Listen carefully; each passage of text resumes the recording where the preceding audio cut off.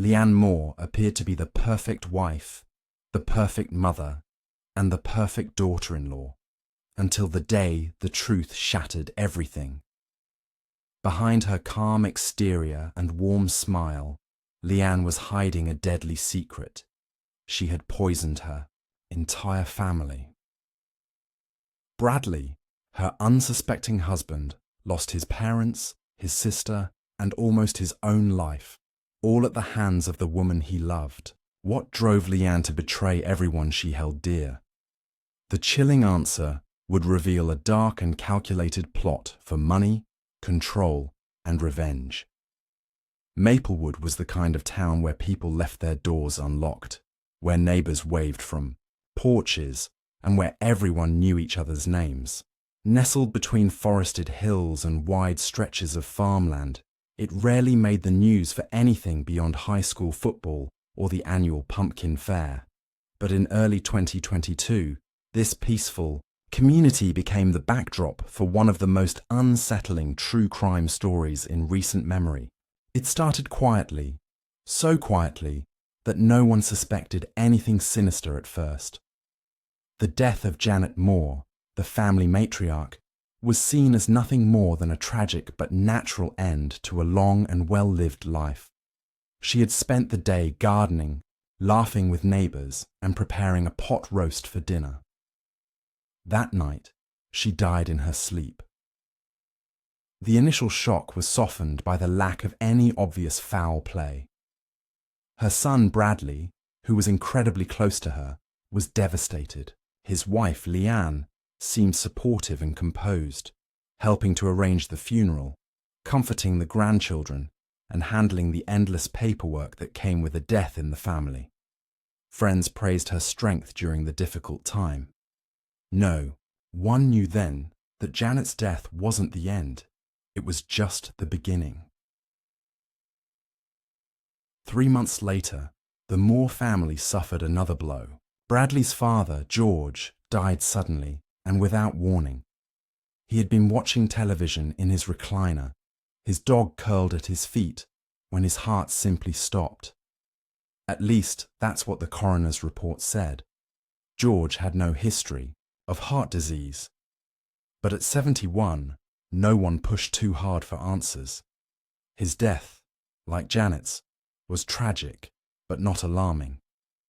The family grieved again, though the second loss in such a short time left a lingering unease that they couldn't quite put into words. Then came summer, and with it, the moment when the pattern could no longer be ignored. During a 4th of July family cookout, Bradley's younger sister Melissa collapsed. One moment she was laughing at a story from her niece, and the next she was convulsing on the patio. She never regained consciousness. This time, the doctors couldn't explain it away so easily. Her symptoms were unusual, and her rapid decline raised immediate red flags. Toxicology tests were ordered, and the results shattered the illusion of coincidence. Melissa had been poisoned with a rare and deadly substance called thallium. Police were called. Investigators quickly saw the pattern that the family had missed. 3 deaths, all close relatives, all sudden, unexplained, and now undeniably linked. A quiet but urgent investigation began, starting with the inner circle, those closest to the victims. It didn't take long before subtle clues pointed in a direction no one wanted to believe. Someone inside the Moore household had orchestrated these deaths with chilling precision. At the center of it all was Leanne, Bradley's wife, the woman who had stood calmly at each funeral, the one who everyone had leaned on for strength. What no one yet realized was that she had been planning it for months, maybe even years. Leanne Moore had always appeared to be the perfect wife. She was elegant, well-spoken, and organized to a fault. Her background was modest. Raised in a working-class suburb, she met Bradley during their university years. He was studying business, and she was taking courses in nutrition and chemistry before eventually dropping out. Their relationship moved quickly. Within a year, they were married, and Leanne had inserted herself seamlessly into the Moore family. To outsiders, she seemed deeply in love with her husband and entirely devoted to their 2 children. But behind her composed smile was a woman who kept secrets and bore grudges. As the investigation into Melissa's poisoning unfolded, detectives began to scrutinize every detail of the Moore household. The focus quickly narrowed on Leanne after a forensic team uncovered inconsistencies in the timeline she had provided about the day of the cookout. Security cameras from a neighbor's yard caught her alone in the kitchen several times, unsupervised, with access to both the drinks and food. This footage, paired with the toxicology report showing the poison had been ingested, pointed to someone with both opportunity and knowledge. That knowledge, it turned out, wasn't accidental. Leanne's abandoned university studies in chemistry became relevant. She had been particularly interested in toxic substances, something she had never mentioned to the Moore family. When authorities gained access to her laptop, the facade began to crumble. A thorough search of her internet history revealed recent searches for poisons, symptoms of thallium poisoning, and how to delay detection in victims. Even more disturbing was that some of these searches had been made weeks before Melissa's death, long before Leanne could have claimed she was simply curious about her sister-in-law's sudden illness. But perhaps the most incriminating discovery came from the garage. Hidden behind a set of holiday decorations was a box labeled "Old Craft Supplies." Inside were gloves, measuring tools, and a package of white powder later confirmed to be thallium. The shipping receipt traced back to an online order made under a fake name but delivered to the Moore residence. The final nail in the coffin was the signature on the delivery form. It matched Leanne's handwriting perfectly. Detectives interviewed neighbors, colleagues, and anyone who had regular contact with the family. A few close friends admitted that Leanne had always seemed distant from her in-laws. Some recalled offhand comments she made about being left out of family decisions, or that Bradley's parents looked down on her. At the time, no one thought much of it. Now, every word carried weight. By this stage, it was clear that Leanne was not just a passive bystander in a string of family tragedies. She was the common link, the quiet architect behind a calculated plot. But the question remained, why? Why go to such lengths? The motive had to be more than resentment. As investigators would soon learn, the answer lay buried not in emotion, but in paperwork, policies, and money. The tragedy that unfolded wasn't only about murder, it was about betrayal with a price tag. The financial records told a story that no one in the Moore family had ever suspected. As investigators dug deeper into Leanne's private affairs, they discovered a trail of policies, accounts, and paperwork that painted a chilling picture of premeditation. Months before Janet's death, Leanne had begun taking out life insurance policies on several members of Bradley's family. She had filled out the forms herself, forging signatures and using her husband's access to family documents to gather the necessary information. The policies were carefully chosen, each one small enough to avoid immediate scrutiny. But when added together, the payout exceeded $1.5 million. She had listed herself as the sole beneficiary on each policy. The timing was almost surgical. Janet's policy had been active for only 60 days, the minimum waiting period, when she died. George's was activated just 2 weeks before his sudden passing. Melissa's was even more recent, pushed through using online services that didn't require in-person meetings. Every step had been calculated, from the doses of poison to the spacing between deaths. Leanne didn't act out of panic or impulse. She acted with patience and precision, always careful to maintain the illusion of grief. Detectives were stunned by the depth of her planning. She had used burner email accounts, masked IP addresses, and prepaid cards to set up the payments. None of the policies had been noticed by Bradley, who trusted Leanne to handle most of their paperwork. In his eyes, she was just being efficient. She had always been good with bills and insurance, organized, detail-oriented, and responsible. That same reputation had allowed her to commit multiple murders without immediate suspicion. A turning point came when authorities uncovered a private journal file hidden deep in her computer's hard drive. It wasn't written like a diary, but more like a set of plans. Inside were step-by-step outlines, notes on dosage testing, and disturbing evaluations of each family member's routines. There were even lists of risks and benefits associated with each target. Janet, for example, was described as old enough not to raise eyebrows. George was labelled predictable, drinks tea every night. The journal was not a moment of confession. It was a manual for methodical murder. Leanne's cold logic revealed another motive beneath the money: control. She wrote about the Moore family treating her like an outsider, about being denied influence over the family business, and about Bradley's loyalty to his parents. Her resentment had festered quietly for years, unnoticed by those around her. The murders were not just for financial gain. They were her way of dismantling a family she believed had never truly accepted her. By the time investigators had connected all the dots, the case against Leanne was overwhelming. Every piece of evidence, from the financial records to the hidden poisons, pointed directly to her. She had committed the murders under the same roof, where she kissed her children goodnight and sat beside her grieving husband. It was a portrait of evil hiding in plain sight, calculated, deliberate, and shockingly ordinary on the surface. Bradley Moore had always believed in the strength of his marriage.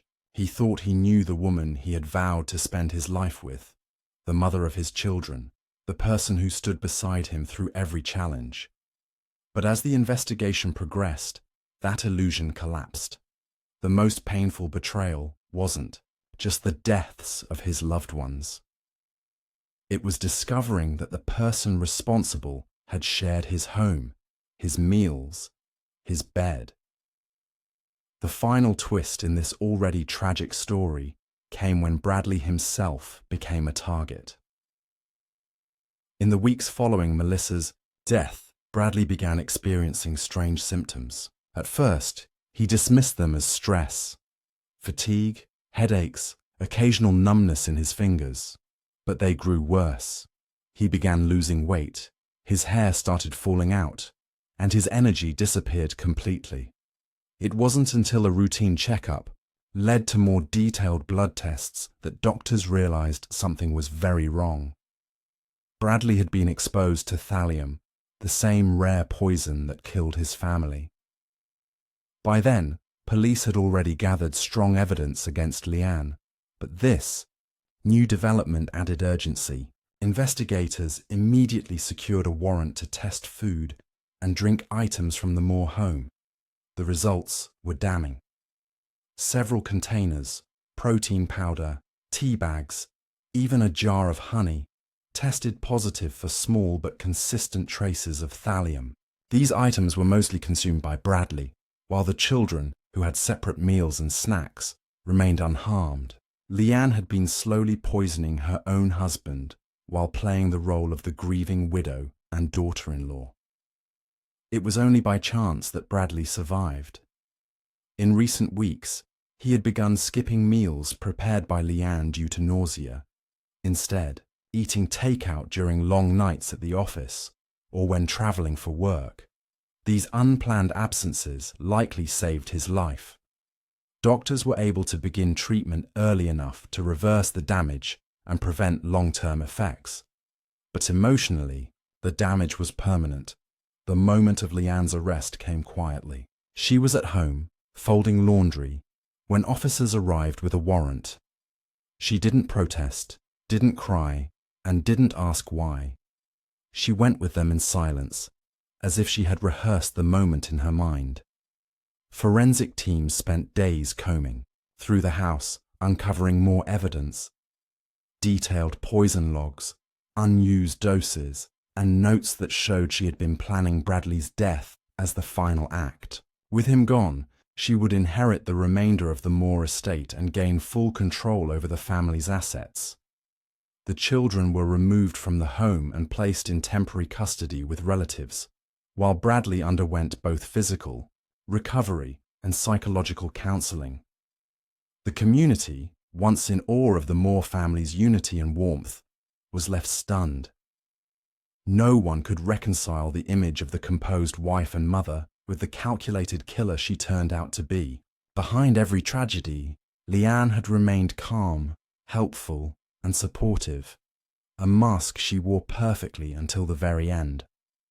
And beneath that mask was a cold, methodical predator who had nearly gotten away with everything. Leanne Moore's trial captivated the nation. It wasn't just the horrific nature of the crimes that drew attention. It was the fact that a woman who had seemingly been the heart of a family could commit such calculated, brutal acts. Every day, the courtroom filled with people eager to hear the details of her twisted plan, and each revelation seemed more chilling than the last. The prosecution meticulously laid out the case, demonstrating the months of careful preparation and deliberate poisoning.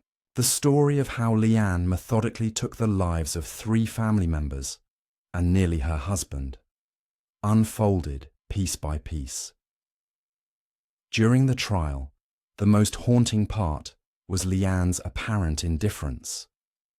She sat quietly, her face often blank, as prosecutors described the poisonings. There were no tears, no outbursts of regret, just the cold, calculated actions of a woman who had taken everything she wanted, no matter the cost. The most chilling part of the prosecution's argument was the lack of a real motive beyond greed. Leanne had convinced herself that the Moore family was holding her back, keeping her from achieving her full potential. But the depth of her resentment went far beyond any reasonable explanation. Her desire for control, for the power that came with the family fortune, had overwhelmed every ounce of humanity within her. Bradley, though broken, took the stand to testify against his wife.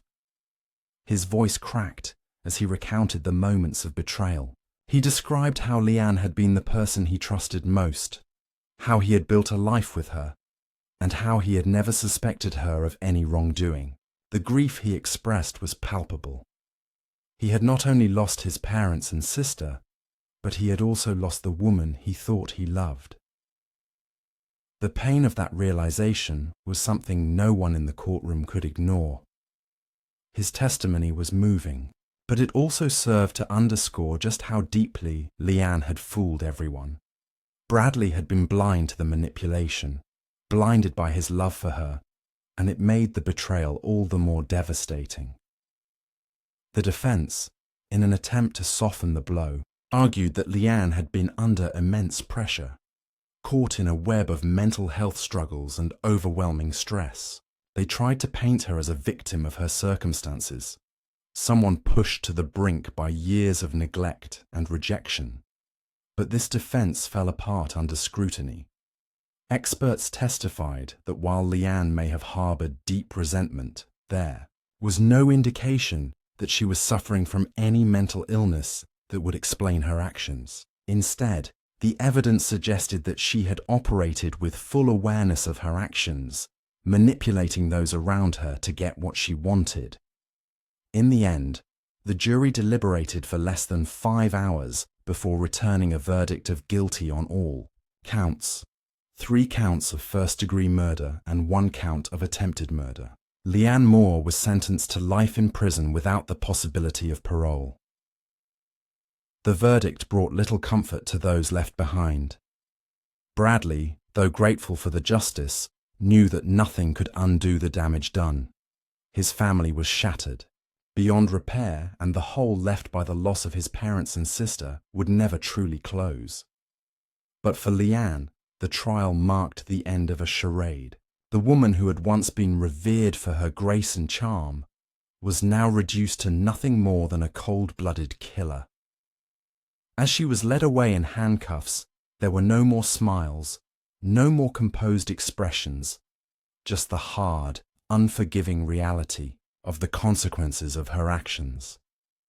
The community of Maplewood would never be the same again, and the Moore family, in its entirety, had been torn apart by the woman they had trusted the most.